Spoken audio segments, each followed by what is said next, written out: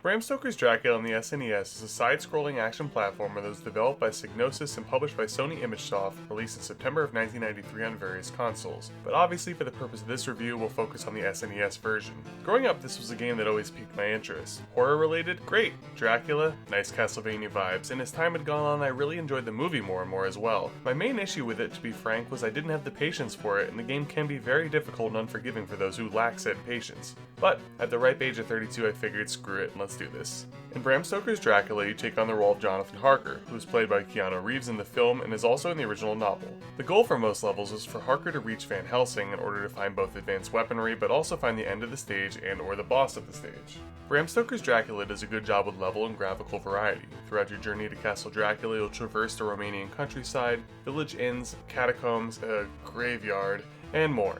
There are a variety of enemies ranging from humans to rats, bats, spiders, skeletons, ravens, you know, the whole generic horror spiel. Maybe not the most unique enemies, but at least the boss designs of Dracula, Renfield, Dracula's brides, the dragon, and so forth are pretty cool looking, though easy to beat. Harker's main form of an attack is a cruddy dagger. Luckily for you, Van Helsing will direct you to his sword on the first stage to at least give you some range. Throughout your level exploration, you'll be able to find wooden stakes, dynamite, and even a shotgun, not to mention various secret areas with health refills and 1-ups. For the sub-weapons, all I ever really grabbed and used were the wooden stakes. You could totally beat the game with just them, and honestly, you could even beat the game without grabbing any of the sub-weapons. The music in Bram Stoker's Dracula is surprisingly awesome. The intro screen, which is honestly one of the coolest I've ever seen, features some amazing almost doom metal vibes and helps set the tone. Many of the tracks are legitimately creepy and feed into the atmosphere of the game, while the outdoor level before the Hillingham Estate has one of the grooviest 16-bit tunes that I've ever heard, so no complaints from me here. The controls and difficulty. This is where Dracula takes a bit of a hit for me.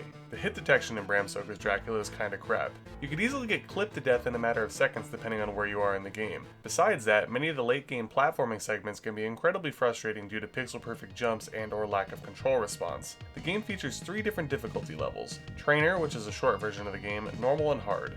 I've completed the game numerous times in both Normal and Hard, and my preferred version, to be honest, is Normal. Hard essentially makes enemies more aggressive, and that seems to be just about it. Also, word to the wise, jack up your health and lives to the max before going into the game as some insurance for cheap deaths that are soon to come. So here it is, the verdict. I'm going to give you 2 scores. One is the real score and one is my biased opinion. My real score for Bram Stoker's Dracula on the SNES is 6 out of 10. There are many redeeming factors to this game, however it is hindered by the aforementioned controls, hit detection, difficulty, and general lack of interesting variety in the basic enemies. This game is rough around the edges, and with a little smoothing out it could have been a classic, no lie. My biased review of the game? I give Bram Stoker's Dracula an 8 out of 10. For some reason, I constantly get sucked back to this game and thoroughly enjoy beating it over and over. I realize though that's due to my twisted perception on gaming reality and probably isn't the case for others. Regardless, if you're a fan of horror games or Dracula, I highly recommend that you give this a shot at some point. Until next time.